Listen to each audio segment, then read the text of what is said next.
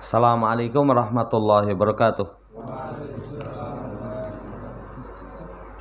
Innal hamdalillah nahmaduhu wa nasta'inuhu wa nastaghfiruh wa na'udzu billahi min sururi anfusina was sayyiati a'malina.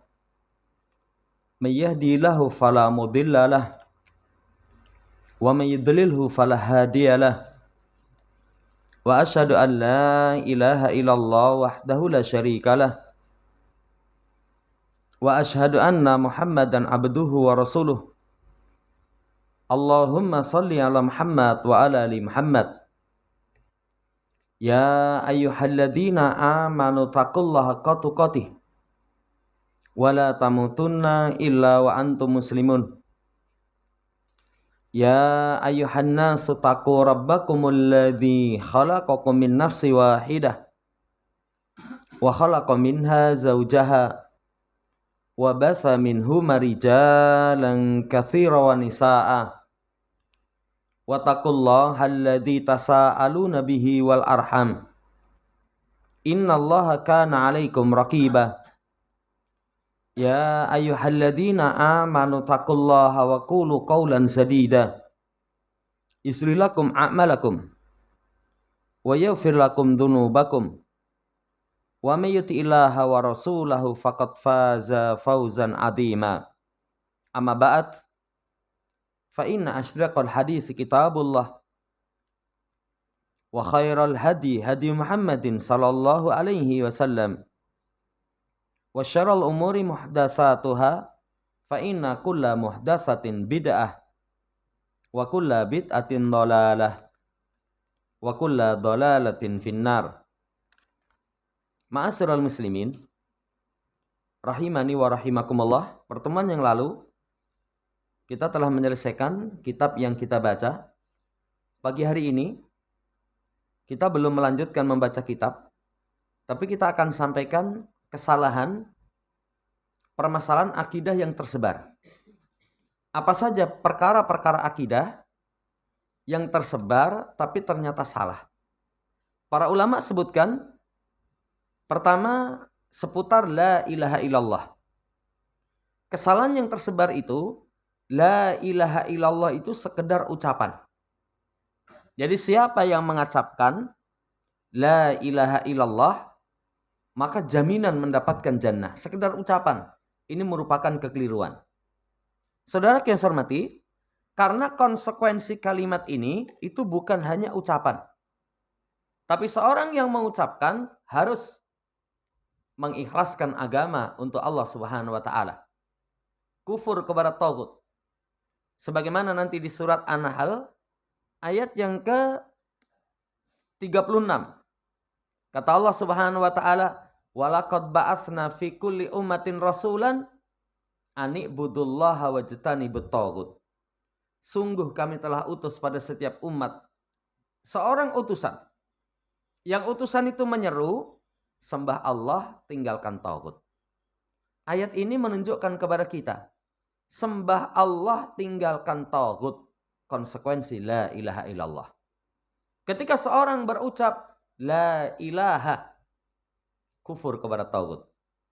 Ketika dia ucapkan illallah, semua peribadatan diberikan hanya kepada Allah Subhanahu wa taala. Ini catatan kesalahan yang pertama berkaitan tentang la ilaha illallah. Kemudian yang kedua, la ilaha illallah itu hanya beribadah kepada Allah, tidak harus berlepas diri kepada taghut. Ini juga tersebar. Jadi kalau orang sudah beribadah kepada Allah, tapi enggak anti, semua bentuk peribadatan selain Allah Subhanahu wa taala, dia tidak berlepas diri, itu sudah merasa benar. Di negeri kita begitu. Ada sekelompok orang, dan ini banyak itu sudah pokoknya kita sembah Allah Subhanahu wa taala, tapi peribadatan kepada selain Allah enggak dikufuri, enggak diingkari. Padahal la ilaha illallah itu di surat Al-Mumtahanah ayat yang keempat, konsekuensi la ilaha illallah itu kufur kepada sesembahan selain Allah Subhanahu wa taala. Lihat kata Allah, qad kanat lakum uswatun hasanah fi Ibrahim walladzina ma'ah idza qalu liqaumihim inna bura'a'u minkum wa mimma ta'buduna min dunillah kafarna bikum wa bada bainana wa bainakumul adawatu wal baghda'u abadan hatta tu'minu billahi wahdah. Sungguh telah ada bagi kalian keteladanan yang baik dalam diri Ibrahim dan orang-orang yang bersamanya. Ketika berkata kepada kaumnya, kami berlepas diri dari kalian. Ibrahim dan ini pengikutnya itu berkata kepada kaumnya, kami berlepas diri dari kalian. Berarti berlepas diri dari orang-orang yang menyembah selain Allah Subhanahu wa taala. Kemudian wa mimma ta'buduna min dunillah. Berlepas diri dari apa yang kalian sembah selain Allah. Jadi orangnya berlepas diri, peribadatannya berlepas diri. Kami ingkari kalian, nampak antara kami dan antara kalian permusuhan dan kebencian selamanya. Sampai kalian beriman kepada Allah Subhanahu wa taala. Kesalahan yang kedua, kalau la ilaha illallah itu sekedar beribadah kepada Allah. Tidak ada pengkufuran. Tidak ada berlepas diri dari peribadatan kepada selain Allah. Maka ini kekeliruan. Ini contoh yang kedua yang tersebar. Contoh yang ketiga, memaknai la ilaha illallah itu dengan makna. Nggak ada pencipta, nggak ada hukum, nggak ada pencipta, nggak ada hukum, kecuali hanya Allah. Ini juga termasuk kesalahan yang tersebar. Apalagi kalau di tempat kita, la ilaha illallah diterjemah dengan tidak ada Tuhan selain Allah. Tidak ada Tuhan selain Allah. Padahal di sekitar kita banyak Tuhan. Keberadaannya diakui Tuhan yang batil. Kalau seseorang memaknai la ilaha illallah, tidak ada Tuhan selain Allah, keliru. Tapi gimana makna yang benar? Makna yang benar itu la ma'budah haqqun illallah. Enggak ada sesembahan yang benar kecuali hanya Allah. Enggak ada sesembahan yang benar kecuali hanya Allah. Nah ini saudaraku yang saya hormati yang ketiga. Dalilnya nanti dalam ayat. Dzalika bi annallaha wal haqq wa anna ma yad'u min duni wal batil. Yang demikian itu Allah lah yang benar. Adapun apa yang mereka sembah selain Allah batil. Ini 3 catatan para ulama. Kesalahan tersebar seputar la ilaha illallah. Kemudian yang kedua. Kesalahan yang tersebar dalam perkara akidah itu berkaitan dengan prinsip al-wala wal bara'. Loyal kepada orang yang beriman. Bara' berlepas diri dari orang kafir. Itu termasuk pembahasan akidah. Saudara yang saya hormati, loyal kepada orang kafir. Ini kesalahan yang pertama. Jadi cinta, sayang kepada orang kafir. Mencintai loyalitas kepada orang kafir. Membela, membantu dalam perkara kekufuran mereka.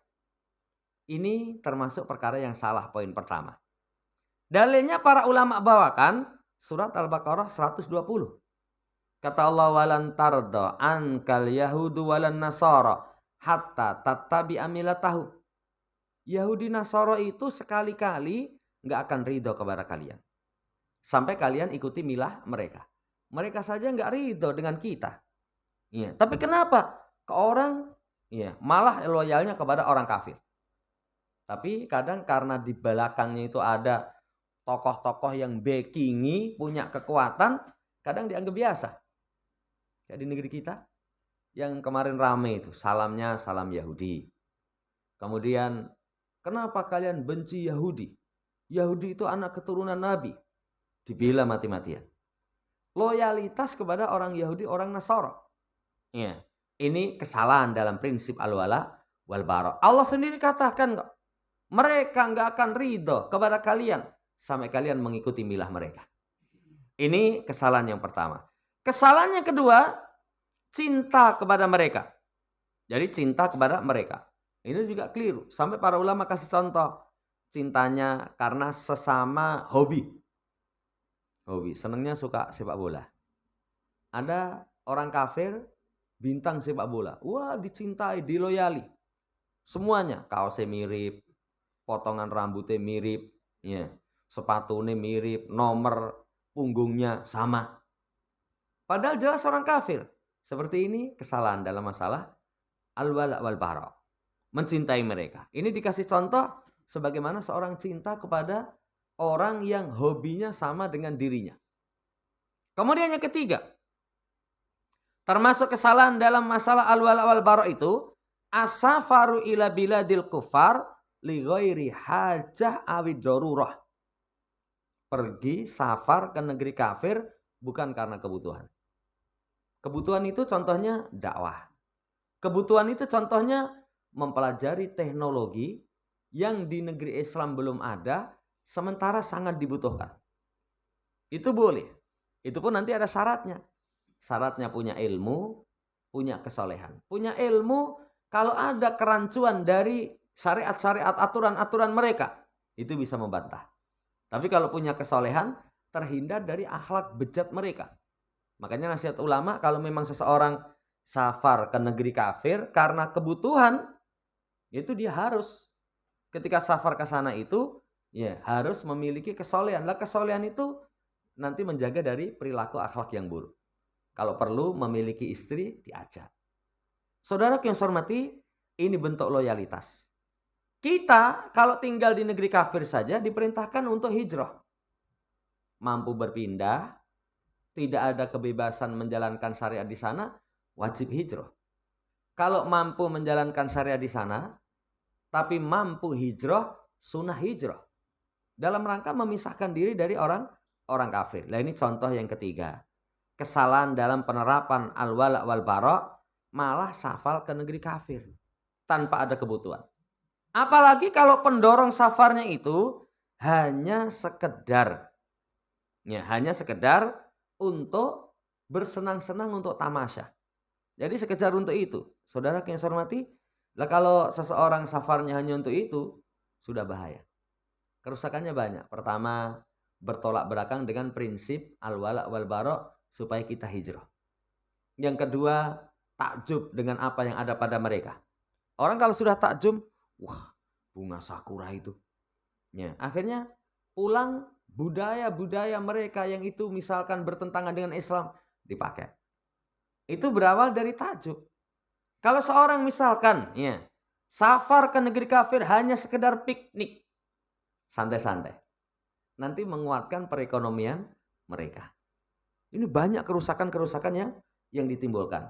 Ini kesalahan yang ketiga dalam praktek penerapan prinsip al-wala' wal bara'.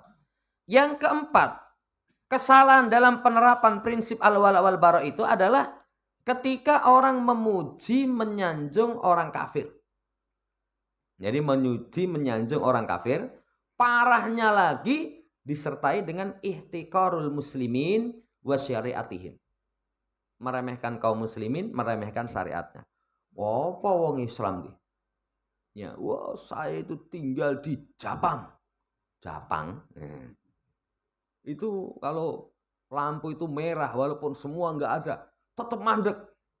Jadi orang sana itu betul-betul tertib katanya. Apa wong Islam ki? Bang Jo, abang ya dilanggar. Kalau ijo luweh ngeyel. Iki mau ijo. Ya. Saudara yang saya hormati, memuji orang kafir meremehkan kaum muslimin. Ini keliru itu. Mereka mungkin satu sisi lebih, tapi hanya sekedar duniawi. Hanya sekedar urusan-urusan yang kelihatan mata. Tapi dari sisi akidah, mereka nggak punya adab. Yang menciptakan Allah Subhanahu wa Ta'ala, tapi nyembahnya kepada selain Allah Subhanahu wa Ta'ala. Nah ini contoh kerusakan seputar al-wala' wal bara' itu memuji menyanjung orang kafir. Kemudian contoh lain kerusakan itu wala' wal bara' itu diganti dengan bukan dengan Islam tapi diganti dengan kabilah. Ini termasuk kesalahan. Jadi loyalitasnya, baroknya karena suku, karena kabilah. Podo-podo wong Jawa. Itu sudah loyalitas luar biasa. Tapi dengan selain Jawa enggak. Kalau sekarang yang rame pribumi dengan Arab. Arab Yaman itu. Karena calonnya ono sing keturunan Arab Yaman itu. Wah, sudah. Jadi Wala wal baranya seperti itu. Bukan karena sebab Islam, tapi diganti dengan kabilah. Nah, ini termasuk kesalahan. Kalau dalam Islam, loyalitas itu Muslim. Muslim itu dimanapun, siapapun. Itu kalau bahasa orang awam, paseduluran tanpa tepi. Ya, bukan podo-podo ngombe ciu ya. Kalau ngombe ciu kan itu ini kita grup pangunci. Paguyuban ngunjuk ciu itu seduluran tanpa tepi. Tadi podo-podo mendeme. Ya kalau Muslim itu persaudaraannya tidak dibatasi dengan suku, dengan kabilah, dengan tempat. Waroknya juga begitu. Wala wal barok. Baroknya juga begitu. Kita misalkan dia berlepas diri. Itu siapa orang kafir? Ini podo Jawa nih loh. Lah karena dia kafir kok. Jangankan sama-sama kabilah sukunya. Wong sama orang tuanya. Sama orang tuanya. Anak sama anak. Tapi satunya kafir, satunya Islam. Putus itu? Putus. Jangankan kok sama anak. Anak dengan bapak. Kan ikatan paling kuat itu anak dengan bapak, bapak dengan anak. Anak dengan orang tua dengan anak. Itu kan paling kuat. Selamanya. Itu kalau orang tua kafir, putus. Urusan dunia saja masih nyambung. Tapi ikatan berkaitan dengan prinsip wal-wala wal-bara tidak ada. Ini saudara yang saya hormati termasuk kesalahan dalam masalah al-wala wal-bara. Termasuk kesalahan dalam masalah al-wala wal-bara itu lebih mengutamakan orang kafir. Orang kafir atau bahkan disanjung. Mereka itu lebih amanah. Lebih amanah dibandingkan dengan orang muslim. Padahal hanya pengalaman satu. Satu orang mungkin pernah bermuamalah. Saya itu pernah jual beli dengan orang muslim. Wah, orang cetok. Cuman satu orang ya. Kemudian dia pernah bermuamalah dengan orang kafir. Satu orang. Wah, wong kafir itu. Walaupun kafir, jos katanya. Akhirnya lebih mengutamakan orang kafir. Itu termasuk kekeliruan. Jadi wala wal barok, saudara yang saya hormati, walaupun secara asal boleh kita beli barang. Yang jual muslim, yang jual kafir. Ya, kita beli punya orang kafir, boleh kok asalnya. Tapi kalau misalkan ini di muslim berapa? 100.000. Di kafir sama 100.000. Kualitas barangnya sama. Pilih saudara muslim. Pilih saudara muslim. Walaupun asalnya boleh misalkan orang muslim jualan. Ini berapa? 100.000. Orang kafir piro? Guru 80.000. Kita beli ke tempat orang kafir. Boleh kok. Tapi kalau sama kualitasnya, barangnya sama, kenapa nggak milih saudara muslim? Jamaah yang saya hormati, ini hati-hati. Jadi kalau sampai mengedepankan orang kafir, mensifati mereka itu lebih amanah, dipuji berlebihan, itu keliru dalam penerapan prinsip al-wala wal bara. Ini poin yang kedua seputar al-wala wal bara. Poin yang ketiga, jamaah yang saya hormati, berkaitan tentang kesalahan akidah yang tersebar itu adalah berkaitan tentang ini, pemahaman ibadah dengan pemahaman yang sempit. Pemahaman ibadah dengan pemahaman yang sempit. Contoh. Sebagian manusia memahami ibadah itu qasirun ala usulil ibadatil ma'rufah. Dibatasi dengan pokok-pokok ibadah yang dikenal. Salat, puasa, zakat, haji. Hanya itu. Ya, jadi ibadah itu cuma itu. Jadi kalau orang sudah sholat, puasa, zakat, haji, sudah ibadah. Perkara yang lain gak masuk. Kamu mantune, ya saya wong Jawa pakai tradisi Jawa. Lah kamu misalkan ketika jual beli, ya, sini umumnya ya kayak gitu kok pakai riba ya riba. Dengan anggapan itu bukan termasuk pembahasan ibadah. Padahal innal ibadata tasmulu kula syu'abil iman. Ibadah itu mencakup semua cabang keimanan. Cabang keimanan itu la ilaha illallah. Kan ada 79 cabang. Paling tinggi la ilaha illallah, paling rendah menyingkir sesuatu yang mengganggu di jalan. Jadi mencakup semua urusan hidup itu perkara ibadah. Ini akidah ini. Ya. Sehingga nanti hati-hati kalau ada orang celometan. Apa celometannya? Sya'nuka wal masjid. Urusanmu wis pokoke masjid tok. Jadi ibadah wis masjid. Liyane aja melu cawe-cawe. Iya, wis pokoke salat, masjid, doa, itu cukup. Jangan sampai orang nanti bahas yang lain. Politik, politik kok ngatutke agama. Jual beli kok bahasnya dengan agama. Saudara yang saya hormati, itu kesalahan pemahaman dalam masalah ibadah. Dalam masalah ibadah. Ini yang pertama. Jadi seputar ibadah itu berkaitan dengan kemasjidan saja. Kalau seorang bicara di luar masjid, di luar sholat, di luar puasa, zakat, haji. Itu, wah nggak usah. Nggak ada itu dalam agama. Keliru itu. Keliru itu. Apalagi yang parah lagi, kayak orang-orang sekuler itu mengatakan ibadah itu di hati. Jadi kalau orang misalkan auratnya nggak ditutup, yang penting hati. Jadi kalau hati kita ini khusyuk kepada Sang Pencipta, ya, nggak bisa dihukumi dohirnya. Gimana cara membantahnya? Gampang. Kalau hatimu baik, itu penampilanmu pasti baik. Kalau orang penampilan baik, belum tentu hatinya baik. Kan bisa karena pencitraan atau sebab yang lain. Tapi sekali lagi, namanya ibadah itu semua perkara, yang dohir maupun yang batin. Jadi tidak dibatasi dengan usul ibadah yang ma'ruf, ya, yang ma'rufah seperti sholat, puasa, zakat, haji. Bukan hanya itu, di luar itu masih banyak. Tapi juga bukan hanya berkaitan dengan hati. Sepenting hati ini kan terus gantung sama Allah Subhanahu wa taala. Ya, dohirnya nggak diurus, nggak seperti itu. Ini catatan yang ketiga. Kemudian catatan yang keempat, saudara yang saya hormati, kesalahan dalam memahami sikap pertengahan. Jadi sebagian manusia itu kalau melihat orang berpegang teguh dengan agamanya, menjaga sunnah Rasul SAW, apa katanya? La tusyaddidu wa kun wasata. Jangan melampaui batas lah. Jadilah kamu yang pertengahan. Jadi kita pelihara jenggot ini, nah ekstrim mana? Boyo pertengahan aja. Pertengahan aja. Kita misalkan pakai celana di atas mata kaki. Wah, jangan melampaui batas lah. Pertengahan saja. Pertengahan saja.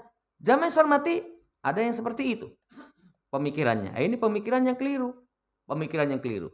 Jadi kalau seorang berpegang dengan sunnah Rasul Shallallahu Alaihi Wasallam, itu berarti dia berpegang dengan kebenaran dan itulah pertengahan. Itulah pertengahan. Ya, tapi catatannya berpegang dengan sunnah Rasul SAW. Sebagaimana nanti wasiat ulama terdahulu, itu ittabi'u wala tabtadi'u faqad kufitum. Ikuti saja, jangan tambahi, jangan kurangi. Itu sudah pertengahan. Sudah pertengahan. Jadi bukan maksudnya ketika ada perkara-perkara yang dicontohkan oleh Nabi, kemudian kita pegang teguh. Wah, ekstrim kamu. Ada perempuan pakai cadar, wah itu garis keras itu. Itu keliru. Cadar itu termasuk pakaian yang sunnah, disunahkan. Sebagian ulama menghukumi wajib. Menghukumi wajib. Jadi nggak bisa dikatakan berlebihan. Berlebihan. Lalu yang pertengahan itu kayak apa? Pertengahan itu ya tidak utuh tapi juga tidak berukut. Tidak utuh tapi juga tidak berukut. Yo nganggo pakaian ya, pakai jilbab, ning betetet misalkan. Nah itu orang yang pertengahan. Keliru dalam memahami pertengahan dalam agama. Dalam memahami pertengahan dalam agama. Seperti itu saudara yang saya hormati, keliru. Di masa Nabi Shallallahu Alaihi Wasallam, seseorang diperintahkan dalam beribadah melampaui batas nggak boleh. Ada 3 orang mendatangi keluarga Nabi Shallallahu Alaihi Wasallam. Tanya, gimana sih ibadahnya Nabi SAW? Disampaikan sama istri-istri beliau. Itu sholatnya Nabi sampai kakinya bengkak-bengkak. Ya, sholatnya Nabi sampai kakinya bengkak. Itu ibadahnya. Akhirnya ketiganya itu keluar mengatakan, kalau begitu saya akan tahajud terus tidak tidur. Satunya ngomong, saya akan puasa sunnah terus tidak mokah. Satunya ngomong, la atazawwajun nisa. Saya nggak akan menikahi para wanita. Nabi SAW yang mendengar, itu keluar langsung mengatakan, antumul ladina qultum kada wa kada. Kalian tadi yang ngomong, tahajud terus gak tidur, kemudian puasa terus, sunnah, tidak mokah, kemudian tidak menikahi wanita. Ya, kan melampaui batas. Melampaui batas. Kata Nabi, saya orang yang paling bertakwa kepada Allah, paling takut kepada Allah. Saya sholat malam tapi juga tidur. Sepertiga malam yang akhir beliau sholat, tapi 2/3 tidur. Kemudian beliau puasa sunnah, kadang juga tidak puasa. Beliau menikahi para wanita. Man raghiba an sunnati falaisa minni. Siapa yang benci kepada sunnahku, bukan termasuk dariku. Ini saudara yang saya hormati, kalau melampaui batas juga tidak diperbolehkan. Ya, tidak diperbolehkan. Ya, makanya jangan melampaui batas. Ittabi'u wala tabtadi'u faqad kufitum tadi. Ngikut saja, jangan ditambahi, jangan dikurangi, itu sudah cukup. Kalau orang selamanya nggak melaksanakan sholat sunnah misalkan, itu juga terlalu. Kalau orang misalkan selamanya tidak pernah berzikir, zikir-zikir yang sunnah, itu juga keliru. Itu juga keliru. Tapi kalau perkara sunnah seakan-akan wajib. Seakan-akan wajib. Waduh, kalau ketinggalan langsung marah ya. Terasa berat. Akhirnya harus. Ya itu keliru. Itu keliru. Kayak misalkan, saudara yang saya hormati, amalan-amalan yang sunnah, kalau sunnah, ya sudah. Ada orang yang belum mampu melaksanakan, kita berikan kelonggaran. Wong sunnah kalau dikerjakan dapat pahala, ditinggalkan tidak berdosa. Ini Allah Ta'ala alam. Jadi 4 dulu, insya Allah nanti masih menyisakan 4 lagi. Kita lanjutkan di pertemuan akan datang. Allah Ta'ala alam. Sambil nanti kalau rencana kita, saya mau baca ini. Jadi Sarah Masail Jahiliyah, tulisan Syekh Abdul Razak ya, bin Abdul Muhsin Al-Abbad. Kalau bisa nanti ini saya dapatnya fotokopian. Ya, walaupun sampulnya apa ya. Tapi fotokopian. Kalau ada fotokopi yang lebih bagus, ini dibaca kurang begitu nyaman. Ya, nanti dicarikan kalau bisa. Kalau dapat nanti bisa dikopi, nanti bisa dibaca terus kita bisa simak. Nah, mungkin begitu. Wallahu ta'ala. Masih ada sedikit waktu. Kalau ada yang ditanyakan, kalau bisa kita jawab. Wallahu ta'ala. Syekh Abdul Razak. Oke, jadi Syarah Masail Jahiliyah dari syarahnya Syekh Abdul Razak.